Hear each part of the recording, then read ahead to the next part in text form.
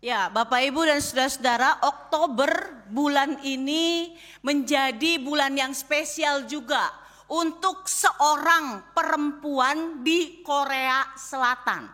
Ya. Dan juga menjadi kegembiraan yang luar biasa bagi orang-orang Korea. Karena ya 10 Oktober kemarin diumumkan Han Kang, ya, seorang perempuan Korea usia 50-an tahun ini mendapatkan hadiah Nobel.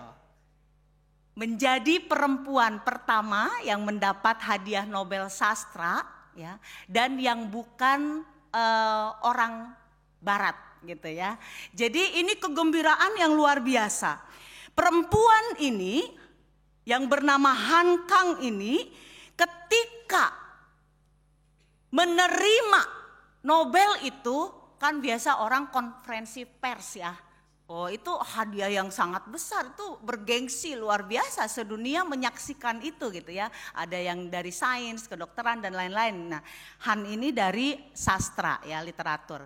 Nah, dia menolak. Enggak, ya. Saya nggak mau konferensi pers. Ayahnya bangga dong ya. Anak kita naik kelas, nerima piala itu bangga ya. Nah, ini dapat Nobel saudara-saudara. Nobel itu luar biasa, itu susahnya ya. Itu persaingannya ketat luar biasa. Ayahnya bilang sama Han, gak apa-apa deh, gak dirayain besar-besaran. Kecil-kecilan aja ya, tapi ya dirayain gitu ya. Han bilang, gak pantas. Karena dia tulisannya banyak bicara tentang peperangan, tentang kerapuhan manusia, dan tentang trauma yang ditimbulkannya. Jadi dia bilang, aduh ya, merayakan kemenangan hadiah Nobel ini di tengah-tengah situasi di mana Ukraina dan Rusia juga masih perang, di mana Israel dan Palestina juga masih perang. Perayaannya kata dia tidak pantas untuk dilakukan. Tulisan dia tuh indah karena prosa, puisi, novel gitu ya, yang mengcapture tentang manusia-manusia yang terdampak karena pembantaian yang terjadi di negara ini. Dari situ kita belajar apa saudara-saudara?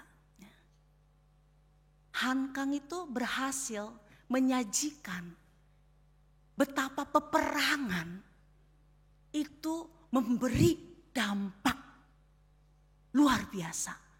Peperangan itu punya potensi merusak dan menghancurkan luar biasa. Gak cuma material tapi juga manusianya.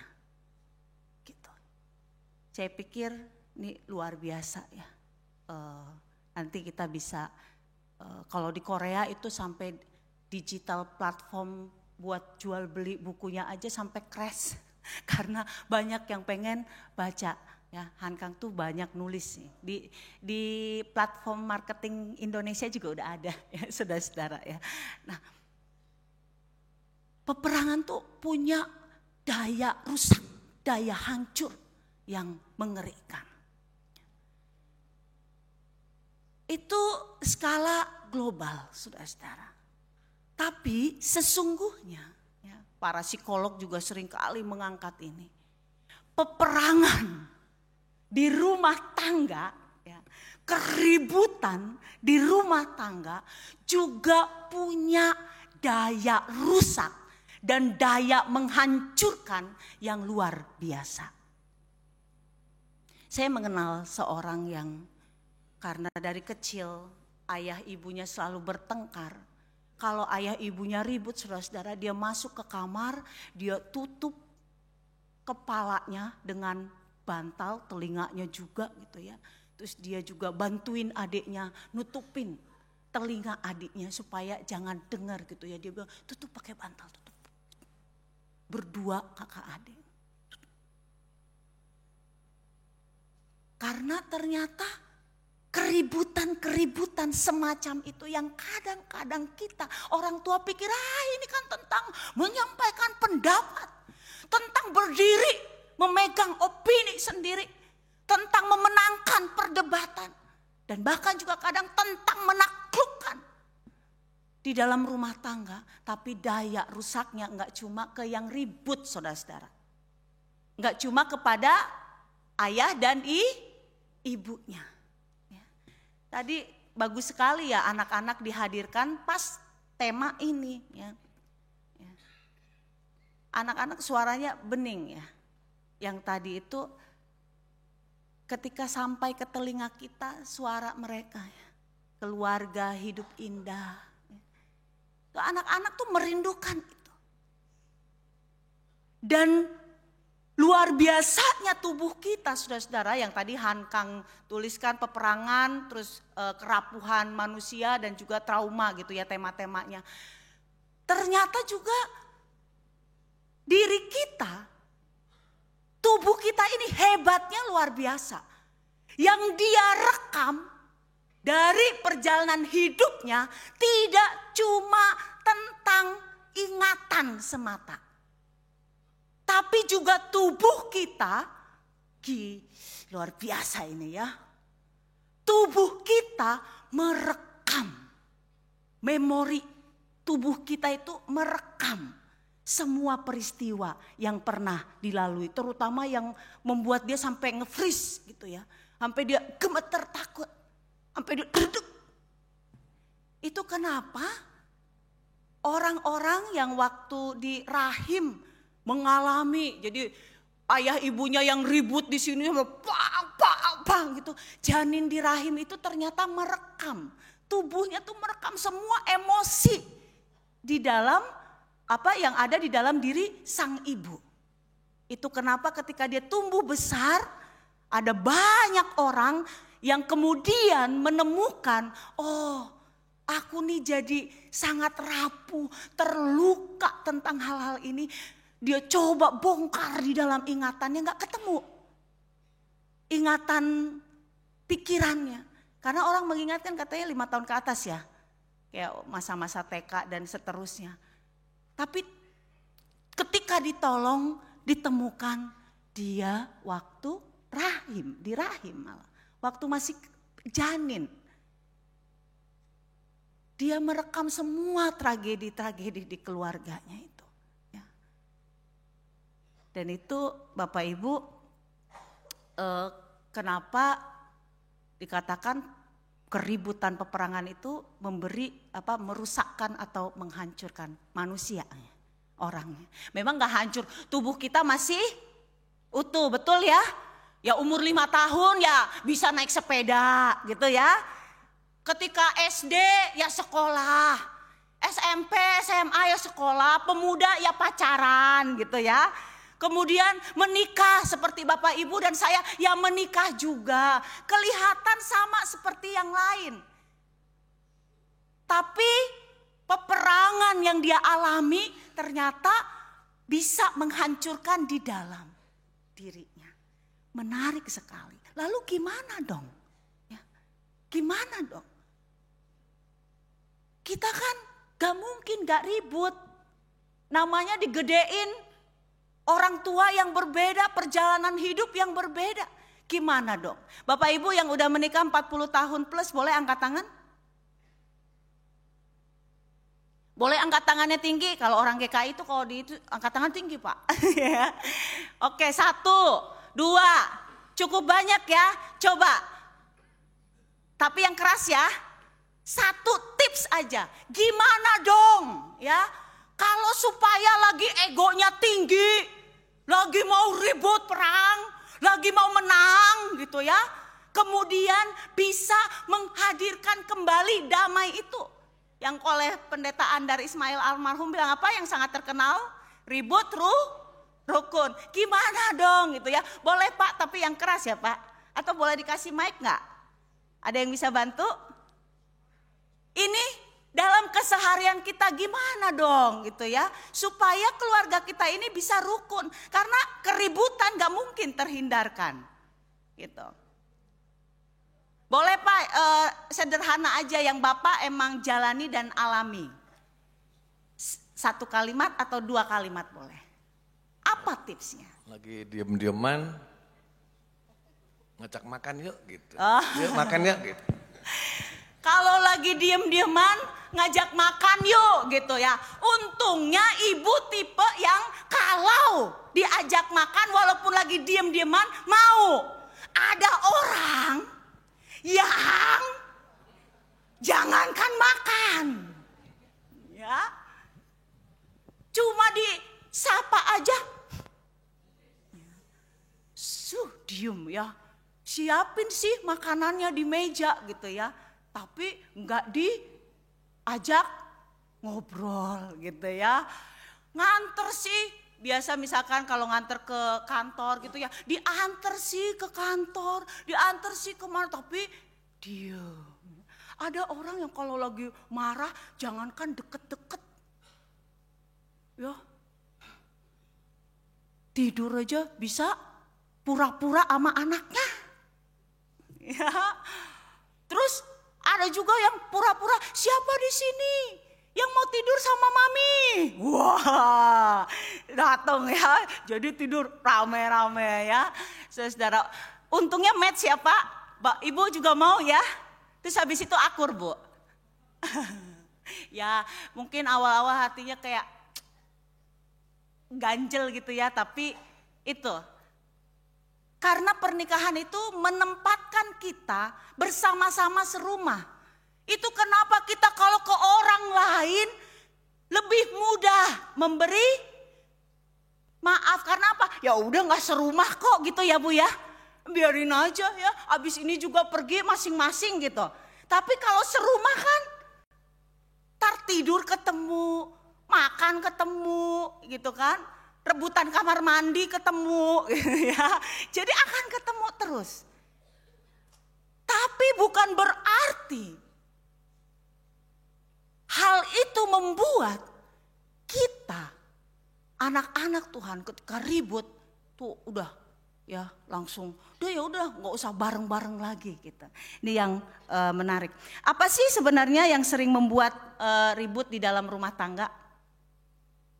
Biasanya apa? Hah?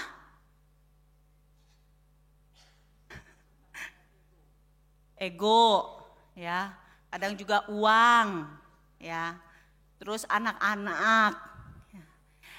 Bisa di 2 kategori. Yang receh tuh kayak urusan naro anduk tuh manten-manten anyar ya. Kalau udah berbelasan tahun nikah mah anduk nggak lagi persoalan walaupun ditaruh di kasur ya Bu. Nggak, masih ribut juga. Oh nggak, ya.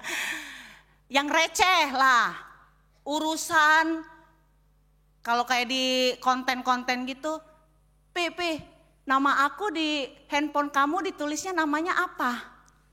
Gitu ya. Itu kan receh ya, hal sepele gitu. Ya Darmawasih Manulang misalkan gitu. Kok Darmawasih Manulang? Ya kan ibu kamu yang ngasih nama itu, ya tanya sama ibu kamu gitu ya. Mungkin ibu maunya Hani Bani gitu kan, sweetie gitu ya, itu hal receh. Tapi juga kita bisa ribut karena hal-hal yang serius dan menyesakkan. Nah, disinilah spiritualitas kita anak-anak Tuhan beroperasi atau bekerja. Yuk kita lihat dari bacaan kita tadi. Dari Mazmur 91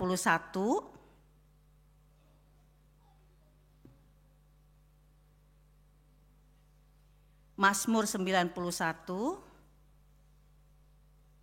ayatnya yang ke-14 dan 15. Ada relasi yang erat antara keluarga yang membangun rumah tangga, berjuang untuk terus dalam kehidupan yang rukun, ya sesekali ribut nggak apa-apa, tapi kerukunan itu udah jadi jiwanya gitu loh. Ya, jiwanya itu, keluarga itu jiwa yang rukun, cinta damai. Karena apa? Gitu ya. Kita lihat di Mazmur 91 bacaan kita, ini juga bisa menjadi pegangan kita saudara-saudara.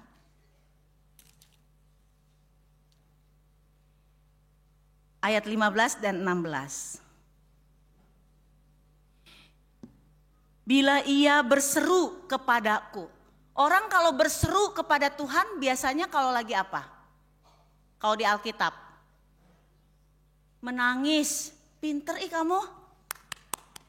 Keren banget ya. Berseru itu kalau ada yang bikin dia nangis hatinya. Ada yang sangat pedih di dalam dirinya yang tidak bisa dia sampaikan ke orang. Maka dia berseru kepada Tuhan ya. Dan di Alkitab umatnya ketika berseru kepada Allah, Allah itu akan mendengar, akan menjawab. Mau Israel waktu di Mesir kek, banyaklah ya semua tokoh-tokoh di Alkitab. Kalau kita baca Alkitab kelihatan betul bagaimana orang yang punya persoalan hidup dan berseru kepada Tuhan dengan murah hati, Tuhan selalu memberi jawab. Dia mendengar seruan umatnya ya. Bila ia berseru kepadaku, aku akan menjawab. Aku akan menyertai dia dalam kesesakan. Jadi kalau kita punya sesuatu yang sangat menyesakkan, dan ini yang membuat kita ribut di dalam keluarga, jangan pernah lupa ada Allah yang menyertai dalam kesesakan. Itu kenapa kalau anak Tuhan, rumah tangga ribut, terbersit pun jangan, terucap pun jangan. Tapi kalau udah terlanjur terucap, nanti kita lihat lagi berikutnya ya. Nyesel aku nikah sama kamu.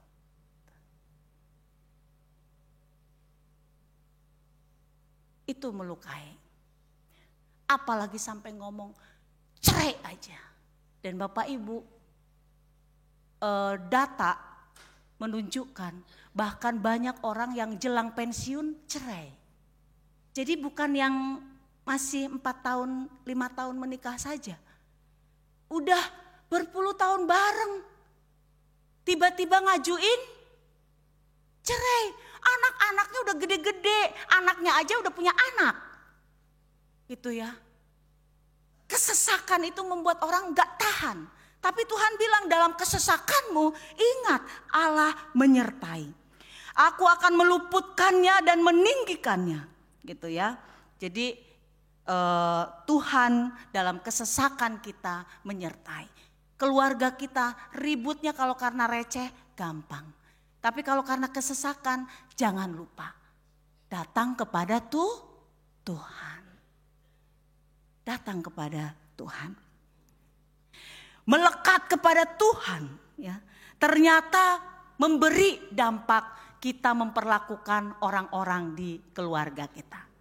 Nah, kalau tadi Bapak mengatakan ajak makan gitu ya, diselesaikan dengan makan artinya apa ya? Merendah juga mengajak gitu ya Pak. Rendah hati mengajak. Kalau dua-duanya lagi ribut, tunggu-tungguan. Tunggu-tungguan. Siapa duluan yang merendah? Yang si istri tunggu suami, suami tunggu istri. Kira-kira sebelum matahari terbenam, kira-kira udah akur apa belum? Bapak Ibu, kalau tunggu-tungguan. Mataharinya aja sehari udah terbenam lagi, besok udah terbenam lagi, 3 hari terbenam lagi. Bisa tuh sampai 2 minggu. Siapa di sini paling lama bertengkarnya, ada nggak yang sampai 2 minggu? Ya, karena tunggu-tungguan.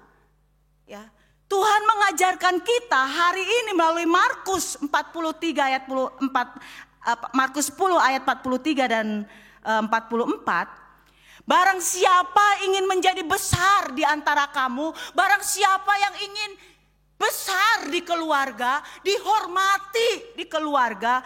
Justru Tuhan mengajar kita hari ini, hendaklah ia menjadi pelayan. Jadi kita yang mau dihormati oleh anak-anak kita, yang mau dihormati oleh pasangan kita, justru disuruh oleh Tuhan apa? Mengambil posisinya itu merendah, menjadi pelayan. Dan itu bukan disuruh, tapi lahir dari hatinya beda ya. Menjadikan diri pelayan, melayani ya. Bukan babu, tapi melayani ya. Dia memberi diri, mengambil posisi dengan sadar. Menjadi pelayan bagi keluarganya. Berarti inisiatifnya lahir dari diri sendiri. Beda kalau, mah tolongin itu. Itu namanya itu yang disuruh jadi pelayan. Kemudian kalau beliau atau sang istri misalkan atau pasangan kita yang kita tempatkan jadi pelayan itu melakukannya, dia melayani, tapi dia melayani karena dikondisikan. Disuruh, ditempatkan. Tuhan mengajar kita, inisiatif itu datang dari diri kita. Barang siapa ingin menjadi yang terkemuka, jadi orang yang pertama, jadi orang yang didengar oleh anak-anak dan pasangan hidupnya. Tuhan bilang apa? Hendaklah ia menjadi hamba untuk semuanya. Who's the boss? Kalau di rumah siapa bosnya? Geng. Siapa bosnya? Gampang. Emak. Jujur banget ya. Siapa bosnya? Kata anak-anak gini, gampang banget. Kalau piring pecah, terus ada teriakan, berarti yang mecahin bukan emak.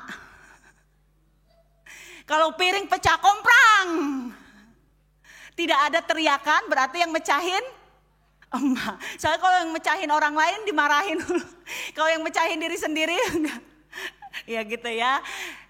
Di rumah seringkali siapa bosnya? Dunia. Oh kamu ya. Oh iya kadang-kadang anak juga sih yang jadi bos ya. Siapa bosnya? Dunia membuat kita ke posisi seringkali yang ditempatkan bos di rumah, yang utama di rumah, yang jadi tuan di rumah itu yang membawa uang paling banyak. Hah? Iya, itu yang paling galak kadang-kadang di dunia ini gitu ya, yang bawa uang paling banyak. Nah, Tuhan bilang apa? Kalau kamu bawa uang paling banyak, engkau menjadi perpanjangan tangan Tuhan, menjadi berkat bagi keluargamu, membawa berkat banyak. Justru Tuhan bilang apa? Engkau harus menjadi hamba bagi siapa Bapak Ibu? Semuanya. Semakin keren, semakin hebat kapasitasnya, Tuhan bilang apa? Harus semakin merendah. Maka disitulah ada kerukunan, gak ada yang kalah. Sama kayak Tuhan Yesus tuh ketika si bungsu datang ya, setelah menghambur-hamburkan uang datang kan.